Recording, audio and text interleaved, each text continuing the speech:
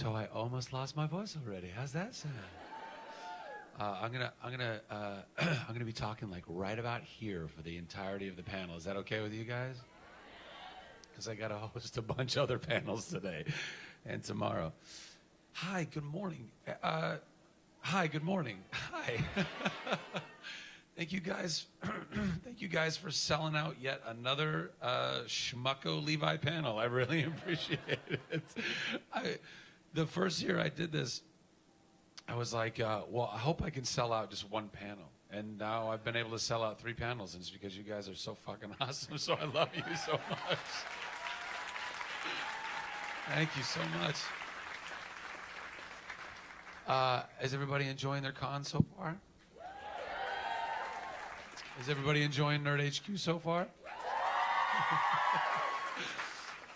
Have you guys been able to go to a good many panels? A lot of panels for anybody here? Yeah? People wishing they were going to more panels? Is anybody going to the Walking Dead panel? Some people are like, yes. Some people are like, I wish. Anybody going to Orphan Black later today? Who else we got today? Anybody going to Nathan Fillion today? I hate that guy. It's not true. I really hate that guy. He's awesome. And when Alan Tudyk's having it. Did anybody go to Alan Tudyk today? I really like that guy.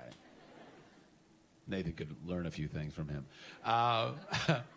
So, okay, well, let's... Oh, hey, we raised another $6,000 for Operation Smile this morning.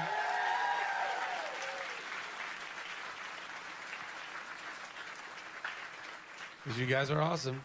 Hey, is there any flash photography allowed at the panel? No. Is there any video allowed at the panel? No. Is there fun allowed at the panel? Yeah.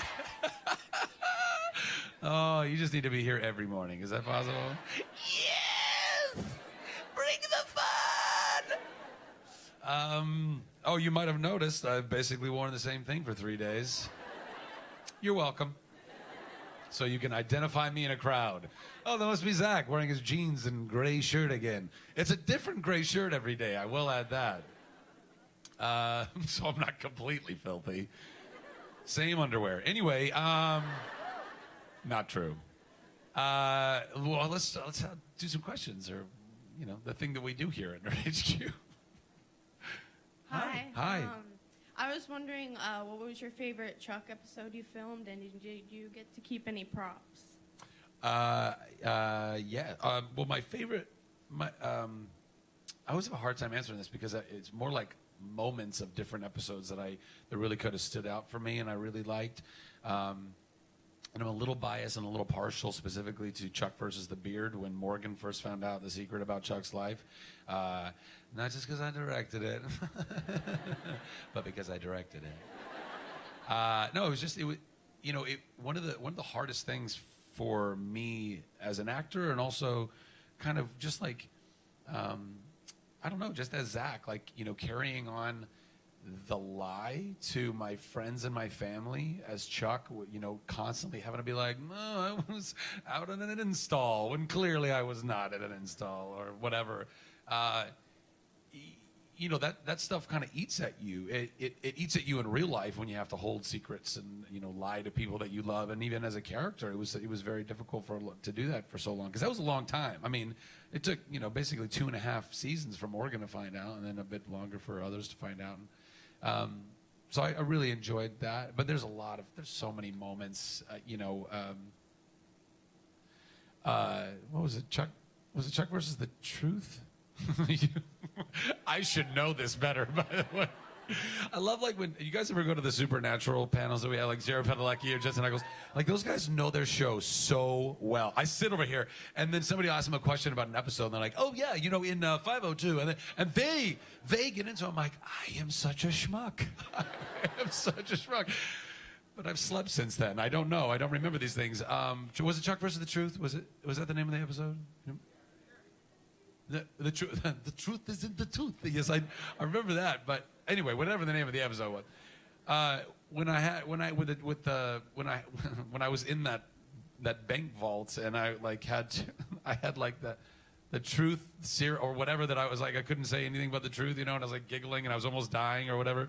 And I was talking about, I was like, there's something about like ladybugs. Yeah, I was talking about like, where do you get male ladybugs if they're just ladies and ladies? Something so dumb.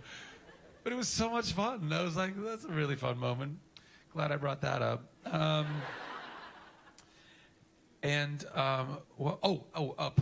Props from the show. I kept, I think I got 2 things from the show. I grabbed, not that we use landlines anymore, but we should, just in case. I grabbed the red, old school like phone from the Nerd Herd desk.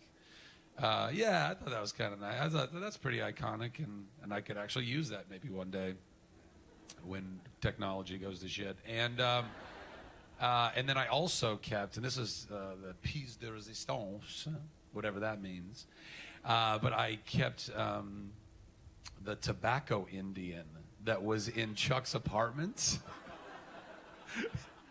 Because who doesn't want a tobacco Indian? I just thought it was so cool. And I, for whatever reason, I have like this crazy affinity for tobacco Indians. And I think it's from like all the movies and cartoons and everything that I watched growing up. And, you know, outside of every old-timey barber store, you know, there was always that tobacco Indian standing outside. And I was like, I want one of those. Because, you know, so I kept that. So that sits in a corner in my living room as well. Excellent. What's that? It fell? Oh, and the bell. Oh, that's right. I also kept that. Yeah, the Nerd Herd desk bell, which is like every other bell that you can buy. I could have just bought like 10 of them. Oh, this is the real one. Check this one out. Sign that for you. Thanks for being here with me this morning, by the way. I know it's early. Who's got another question? Oh, right down here. Hi. Wow, 2 Nerd Herd shirts in a row. Check you guys out. Hi, Zach. My name's Jenny. Hi, Jenny. Good morning. Good morning. I just wanted to say thank you for doing this panel. Thank you one for last being time. here. Yeah. Thank you. And then congratulations on your marriage. Thank you very much. Thank you very much. Yeah, I thought we had a moment last year when we hugged, but apparently not. I'm a little hurt by this, but it's okay. My wife might be around here somewhere. Ixnay with the oment may. So I had a question, and answer this truthfully because I do this to you a lot.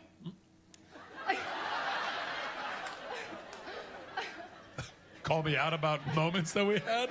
I don't know. Continue. Do you Google yourself? Yeah. I have. I have Googled myself. I think that I don't know. I mean, sometimes it's like when somebody might send me something like, "Did you know this has been written about you or said about you, or there's some like horrible picture of you online?" And you know, the quickest way to get there is just be like, "Zachary Levi, enter." And yeah, so I've done that before. I mean, I think kind of in the beginning of my career, I did that because when I was starting out on Less Than Perfect, and there wasn't a lot of, like, nobody was really writing about the show. I even went on IMDb way back. I don't know if anybody was on IMDb at this point on the Less Than Perfect message boards, but that was me. I was really me. I was really like, yeah, please watch the show. It's great. It's really fun. It's an office comedy, and Sarah Ruth starring. I remember people being like, you're not the real dude. Whoever you are, dude. Because I was nobody at that point anyway. So yes, because you do this a lot to me. That's why, because you Googled me a lot. I'm picking up what you're laying down, stalker. Who's next? Right here. Hi. Hi, Zach. My name is Pua Leilani, and I'm from Alaska. Welcome. I'm a music teacher, and I kind of used your first date Twitters and everything as part of my curriculum this year because we were talking about doing musical theater. Yeah. And I was wondering, is there ever going to be a DVD of First Date? First question. And the second question is, would you like to come to Alaska and do a workshop with my music theater kids? No pressure. Unfortunately, there will not be a DVD of First Date. I know. Oh, wow. The way that Broadway, the way that theater works, as I came to find out, is that there's so many union rules and regulations and certain things, and typically the Lincoln Center will do, with most shows, they'll send a camera crew and they'll like properly record a show, but it's only really for posterity, for people to go to the Lincoln Center to go and watch it later on. We did not get that. So you can't even watch it in posterity at Lincoln Center. I did, however, receive a bootleg copy from a fan this weekend. So that'll be interesting to watch. I got to see the show one time when I had called out sick. I was really ill, and I'd never seen the show. I was always on the stage. I was never actually getting to see what it was like. And so I did get to watch it once with my understudy, Eric Ankrum. Eric, how are you? And everybody from the show, I love you guys. Did anybody see First Day, by the way? Oh, nice. So I've gotten to see it, but I'm really interested to see the bootleg copy because I'm in it, and also it's a bootleg copy. So, like popcorn eating in the background. I don't know what's going on in that. So unfortunately, no DVD, and I will think about going to Alaska. I've always wanted to go to Alaska. Seems like a pretty cool place. Go, he says. Go to Alaska. It's the country. I've always wanted to see bear and moose. That's okay. Great. Sounds like a winning situation. Oh, in your yards. Okay. Here, berry. There's a bear in my... Yeah, kids don't say a dog ate my homework. They say a bear ate my homework. That's good. Who's right up there? Hi. So I know a lot of us have become familiar with Operation Smile because of you and because of these Nerd HQ panels. And so I was just wondering, how did you become involved with the organization? And then also, how can we do more? Excellent. I hope you can do more. I would love for everybody to do more. I was doing a charity. I was singing at a charity event and needed a charity of choice. In Hollywood, you are often asked to go do charity events, and what's your charity of choice? I didn't have one, and I really wanted one because everybody I knew was, championing something, whatever it was, dogs or kids or illness. I mean, not champion illnesses,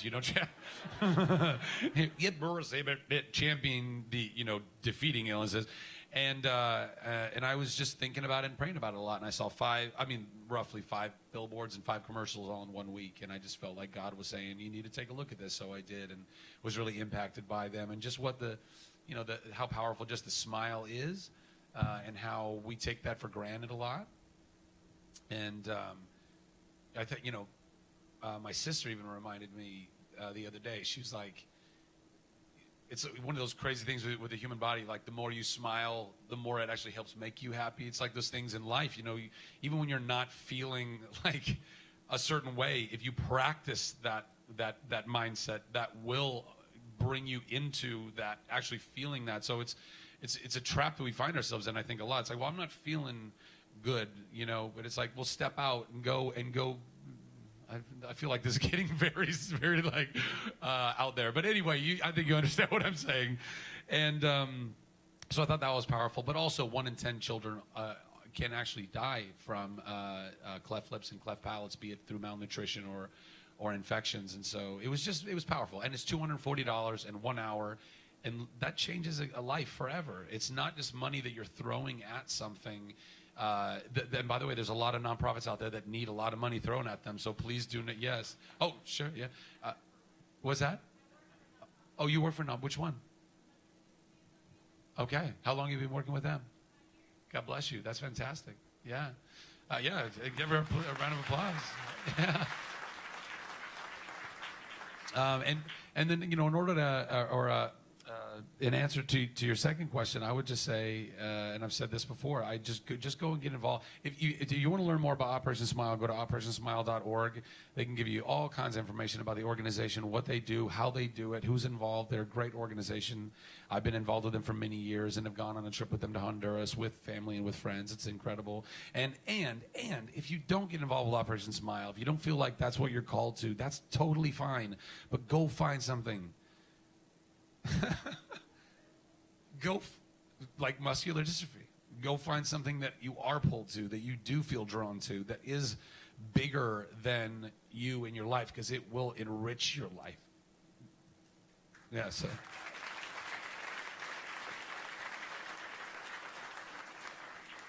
Where's that Kleenex guy when I need him?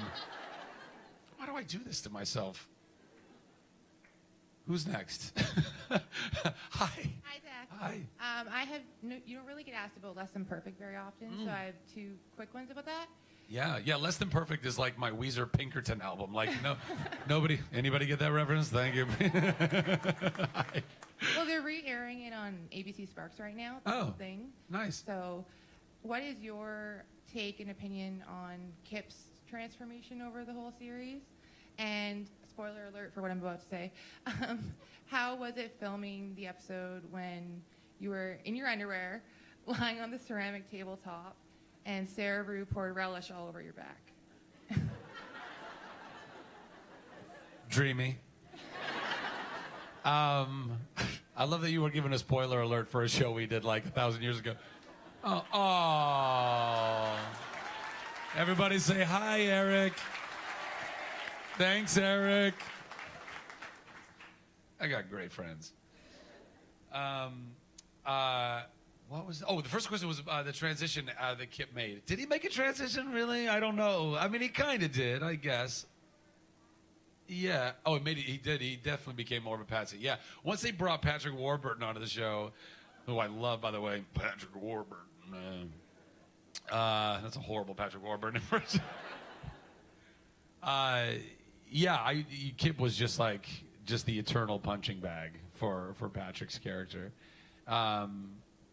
which was also could be a lot of fun, because he's so funny and what he does, and so there was definitely there was that kind of transition for sure, and in that episode where I had LASIK surgery, and I couldn't really see anything, and then Sarah Rue and Sherry Shepherd's characters decided to pretend, because I couldn't really see, they were pretending to be it's kind of like girls they left in the building, and then they were going to give me a massage on my kitchen counter. It's so weird.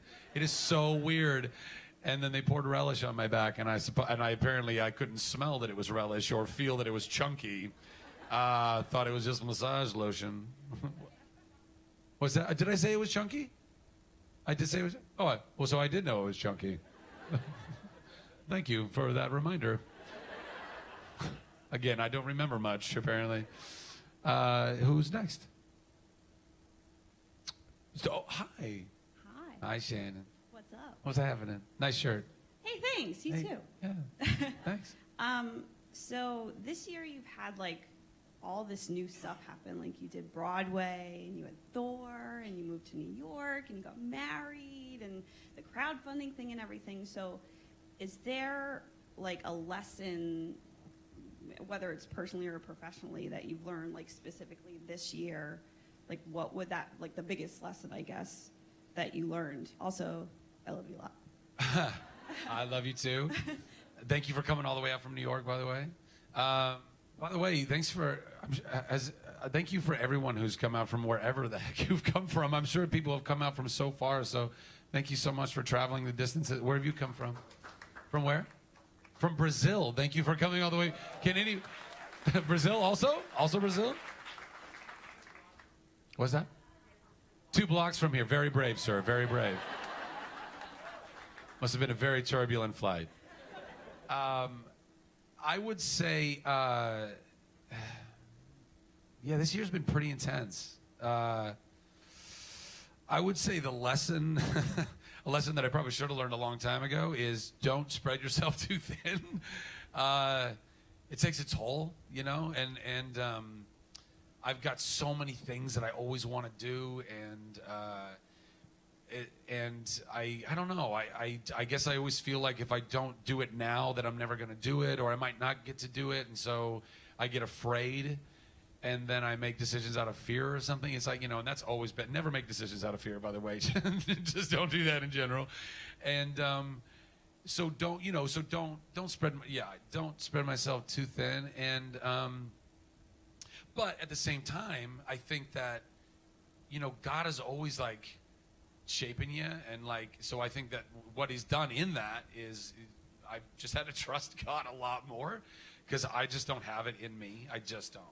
I'm even like this weekend, it's like so gnarly, it's so intense, and we had a couple these slots open this morning, and Tage and my sis were like, hey, you want to do another panel?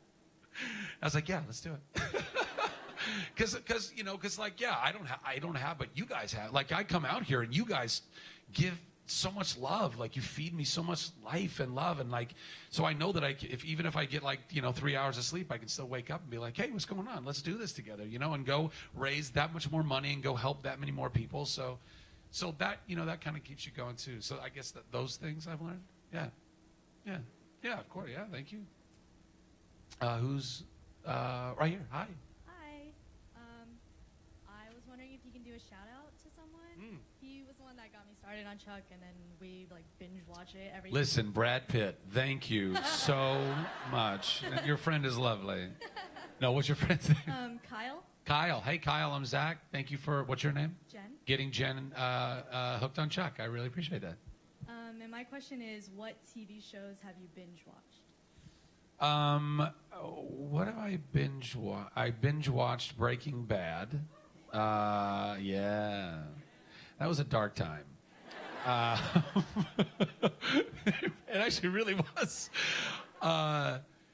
It's amazing. Well, hold on. I'll finish the question, or answer that question, and then I'll get to the other thing I was about to say. I'm such a I just tangent. Like, where'd you go, Zach? Come back. I binge watched Breaking Bad. I binge watched House of Cards. Also, yes. I binged I watch Game of Thrones on a regular basis. I know, it's so good, isn't it? What else? Rookie.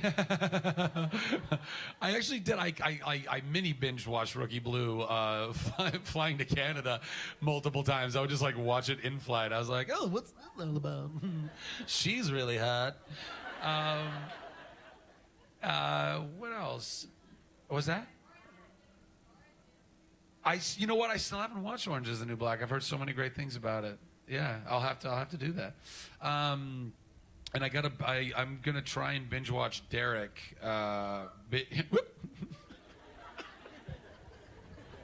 It's still the funniest thing to me when you mention a name of a person or a show. It could be one person. They're like, yep, I agree.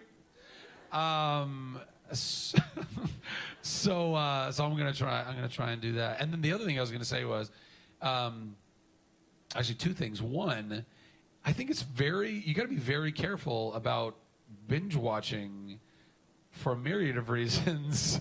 One, you could lose your life. It's locked away in a room somewhere, like you do, like I did. So that's not good. No, watching, because Breaking Bad was like, and even House of Cards, like that's like some heavy stuff. And we're human beings, and I think I don't know. Sometimes I forget that I'm like, I don't know, like a human being that has like sensitivities. Even though I come here and I cry like a baby, but it impacts your psyche. Like, it really can screw you up. You know what I mean? If you take in that much of anything at any time. So that's something I learned. But the other thing I learned, and I think this is, I don't know if anybody else has experienced this, but I think there's something that's really amazing about being able to watch a series. Has anybody binge watched Chuck? Did anybody? Yeah. Awesome. But to this point. So I'm glad that you did. I'm glad that you watched the show.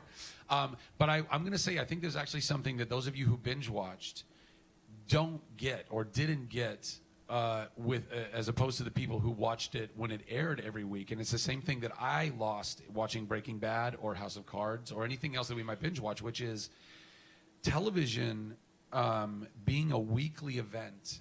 What it allows you to do is actually invest in the storylines and the characters and the craft of what the show is every week in a way where you go and talk to people throughout the week and go, oh my God, did you see that last episode? Like when Game of Thrones, like, you know, I watch every week and and me and my friends and family will talk about that last episode of Game of Thrones and you cannot wait for the next episode. There's an anticipation that's built up.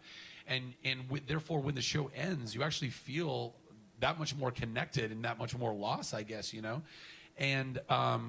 And also, each episode, they're all very specific, and they're directed by different directors and written by different writers, and the actors put, you know, very specific things into them. So when you binge watch a show, it all kind of bleeds in. It's all like, oh, that's all like that one lump thing that you did, which can be great for time purposes, I guess, but you don't get to kind of have that extra bit of appreciation. Does that make any sense? I don't know if that makes any sense. Everyone's like, yeah, I guess, kind of, really. So that was just something I noticed, you know, when I binge watched Breaking Bad and House of Cards. I really wish that I would have been along for the ride from the beginning. And I'm jealous of people. Did anybody watch Breaking Bad like episode to episode, week to week? No, nobody. Like 3 people. Everyone was like, "Yeah, we binged it, buddy. Sorry," and we were fine with it. So if that answers your question, yeah, you're welcome. Yeah, it's right over here. Hi. My name is Megan, and I want to say that I love you, and I love what you believe in and what you stand for. Thank you. And my sister and my roommate Janelle, who are in Arizona right now, wanted to tell you the same thing. You know them, or you know Arizona? So 2 things. So I made a custom pair of Converse because 1, I love Chuck, and 2, I love Loki. So I was wondering if I donated like $20 if you could sign one. Yeah, I could do that for you. Yeah, yeah. We'll just work that out at the end of the panel. Is that okay? Yeah, that's totally fine. Fantastic. And so this is kind of a silly question, but me, my sister, and my roommate are really obsessed with How to Train Your Dragon 2 since it came out. And if you were a Viking, what would your name be?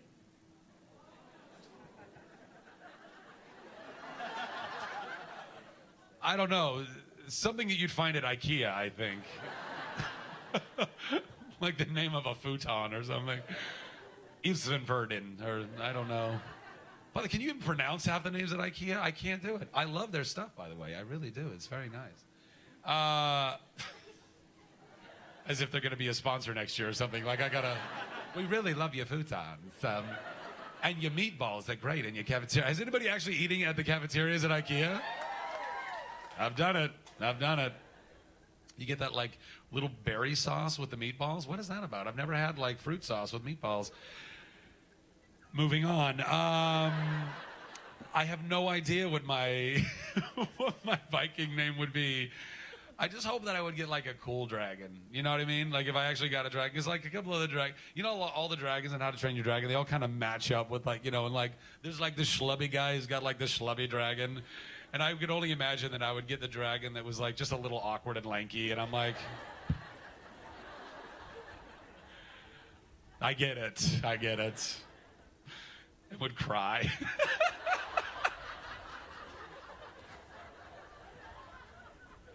The weeping dragon. You go to, like, blow fire, and he's like, I'm really trying. Just love everybody. That kind of answers your question, but Sven. How's that? Sven. Who's next? Yes. Who's got the mic? You. Yes. Stand up. Please stand up. Hi, good morning. My name is June. Hi, June. Hi. So we went to the Mars Curiosity panel last year. Oh, yeah. And from that, we learned that you were on Broadway. And so my husband and I flew to New York and saw you on Broadway. Thank you so much. I really appreciate that. Amazing. Thank you. My camera's falling. Anyway, so my question is, can you share a story about your experience on Broadway? What was it like? And do you have any plans to do anything on Broadway in the future? Yeah, I would love to do more Broadway in the future. I think it's, as an actor, you know, being on a stage. I grew up doing a lot of theater, and I have a lot of love for it. And I think it's also kind of where you learn so much about what it is to be an actor, because you don't have the safety net of takes and all that stuff. Like, you know, it's happening while it's happening, so you if you screw up, you just got to keep going and stay present and be with your scene partners and stuff. And it's very rewarding. Doing First Date was maybe the most challenging, scary, rewarding acting experience that I've ever had. 8 shows a week for 6 months in a row it's super crazy and intense. And who did I hear? I heard an actress actually talk about this once. Diane Keaton, I think. She was doing an interview and she was talking about Broadway, and she said, every morning you wake up and as soon as your eyes open, you go, oh yeah, I got to get there. I got to get there tonight. And that's literally what it is. You know that, no matter what your day is, no matter what you're doing, go get your Starbucks, hang out, go see your friends, da-da-da. Once curtain happens, you got to be there, and you got to be there with those people and be present with those people and give everything that you have. And it's gnarly. It's like really, it's a spiritual experience, especially when you have like a full house of people and with a comedy and there's a cadence to it and your give and take. And it was amazing. But there was a couple months in there, like July and August were spectacular. We had full houses and a lot of summer tourism, and a lot of people were coming through. And then we hit Labor Day and everyone went back to school and back to work, and we had some kind of half houses, and that's still like 500 people, which you would think, that's still a lot of people to laugh and be with you. But the way crowds work, like if you feel like you're in a half a house in an audience, you know how you don't necessarily laugh as loud or as often because you're like, well, I don't want to be pointed out as like the loud one. So people would just kind of not really laugh so much. And then I'm sitting there going, is this even funny anymore? Like, I don't even know. I would start second guessing everything, and Krista and the rest of the cast who had all done Broadway, they're like, simmer down, it's all right, you're all right, you're all right.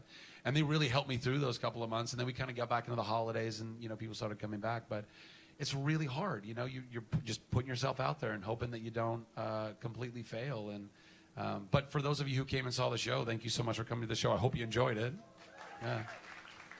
And for those of you who didn't see it, we'll just wait for the DVD. that I'll bootleg and send out somewhere.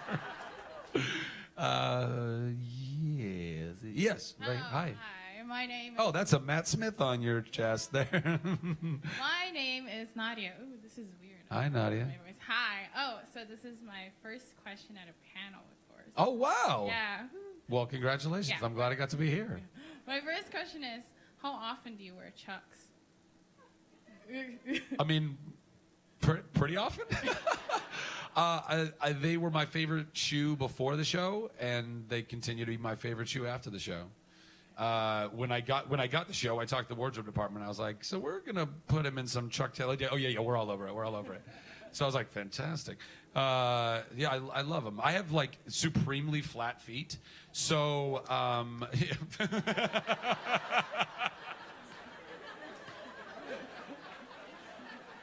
woo, flat feet, Alaska. So like I don't know, people who have like healthy arches in their feet, like they have a hard time wearing Chucks because they don't get the arch support. I have no arches to begin with, so it doesn't bother me so much. So I quite like them. And they feel like they're like light and nimble, like my little ninja slippers. You know what I mean? So I like them. My last question is, will there be a Game of Thrones panel next year? I would love for there to be a Game of Thrones panel. We had a Richard Madden panel last year. Did anybody come to that one? Yeah, that, by the way, Matt busted into in the middle of. It was so epic. It was so much fun. Him and Jenna both. I would love to have a Game of Thrones panel. We've tried. By the way, just in case you guys are wondering or ever like, why don't you have this panel or can you do that panel? Or we try to do every panel you could possibly think of. We've been trying to do a Walking Dead panel for years, and we're so happy to have them this year. So for anybody who's come to the Walking Dead panel, we're excited to finally be able to bring that to you guys. I would love to do a Game of Thrones panel. Those guys are so busy. This weekend is so crazy. Everyone's getting pulled every which way. And so we just got to always trust and have grace that, they're doing their very best. When they get the opportunity, they'll be here. And when they are here, we'll let you know. And when we let you know, be very quick on the keyboard because I have a feeling those might go pretty fast. Who's got a mic? Yes, you, sir. Hi. Hey, good morning, Zach. Good morning. My name is Fred. Hey, Fred. As someone who was born with a cleft palate, I wanted to thank you in person and Dave for what you're doing through Nerd HQ to support Operation Smile. Growing up, I always had those awkward conversations about what is that scar on your lip? And then you have those pregnant pauses. And with Nerd HQ, you know, it makes for a really easy conversation. People aren't so awkward and uncomfortable asking. And they come up and say, oh, now I get it, Fred. Very cool. Yeah, so thank you again. My pleasure.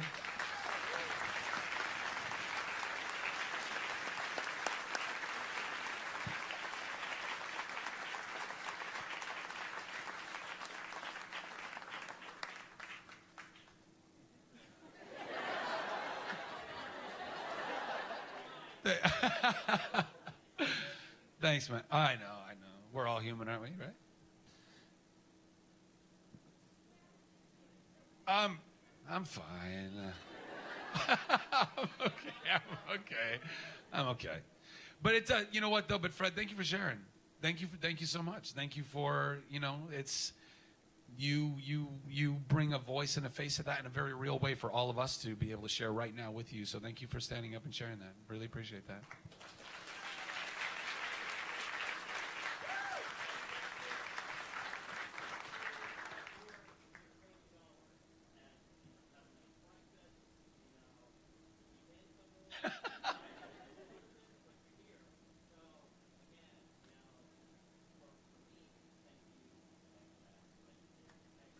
Absolutely.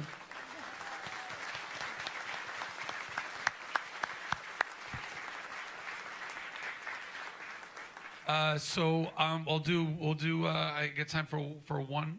I think one more. Do I have time for more than one? One. I'm getting the one-ish. One-ish. Yeah, we got a little bit of time.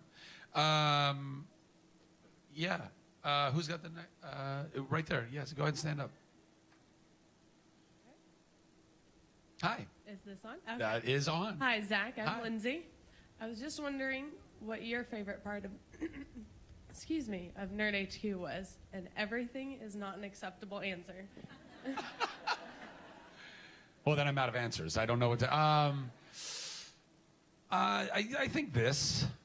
I think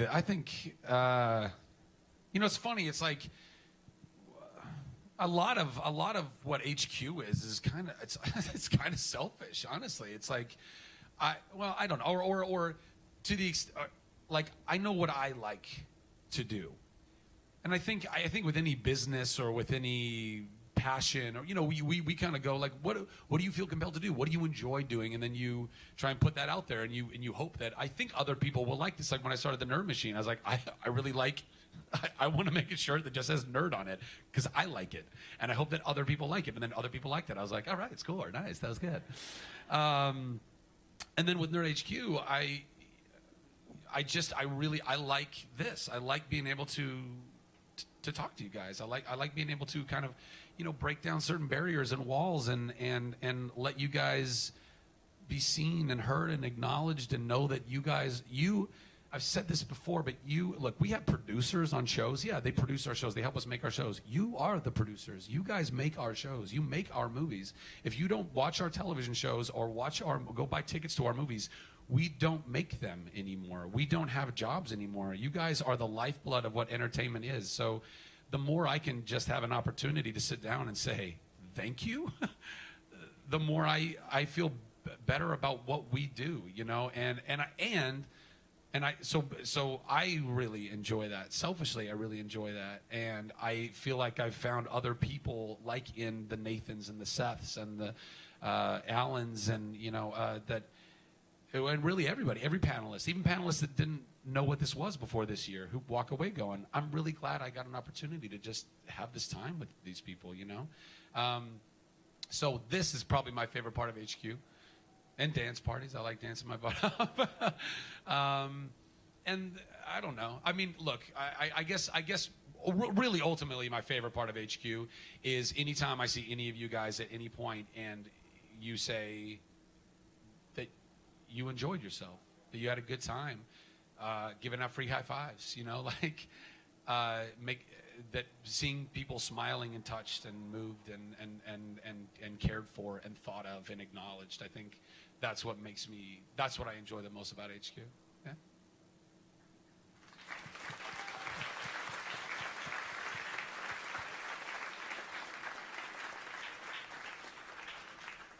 And I wish I had funnier answers, by the way. I feel like I'm getting like super deep into this stuff. It's like just channel Nathan. Or just go back to the oldies. Alaska! Okay, I'll do one. I can do one more. Who's got the microphone? Oh, you do. I'm so sorry. They have the conch. Yes, hi. Hi, my name is Laura. I'm from Spain. Oh, wow, Spain. We came here to see you, to the Night Rescue. But my friend, she didn't get tickets. She's outside watching a stream. So okay. Yes, I wish if you could say something to her. Yeah, what's her name? Igone. I'm sorry? Igone. Ilone? Igone. Yvonne? Igone. Hi, friend. Ilone? Igone. Irone? Go.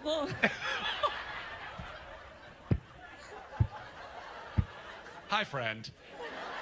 That's it. That clearly knows I'm speaking to you.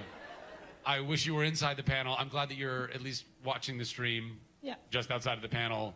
And you have a very nice friend who pronounces your name very, very well. I'm just partly deaf and don't speak Spanish very well. So, hi.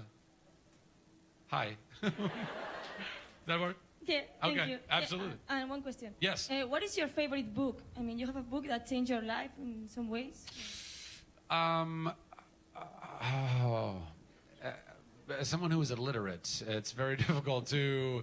I'm not.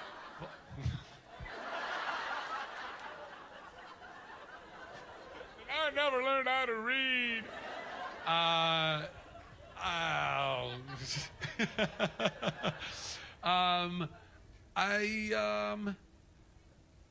I can say picture books. One fish, two fish, red fish, blue fish. I'll go with that one. I don't know. Yeah, you know what? Actually, kind of on that same vein, The Giving Tree. I think The Giving Tree is a really, really beautiful book that everyone should read, whether you're a kid or an adult, and has incredibly powerful messaging in it and teaches you really deep things that I'm not going to get into right now because I'm trying to channel Nathan Fillion. So on that note, this is the end of the panel. Thank you guys so much for coming this morning. I appreciate you beyond words. I hope you guys continue to enjoy yourselves at Nerd HQ this weekend. I love you and God bless you and goodbye.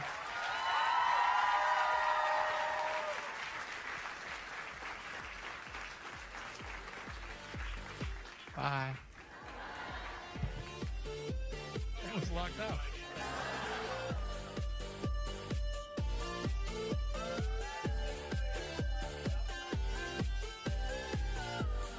All right, guys, stay in your seats. We're going to start with the two wings.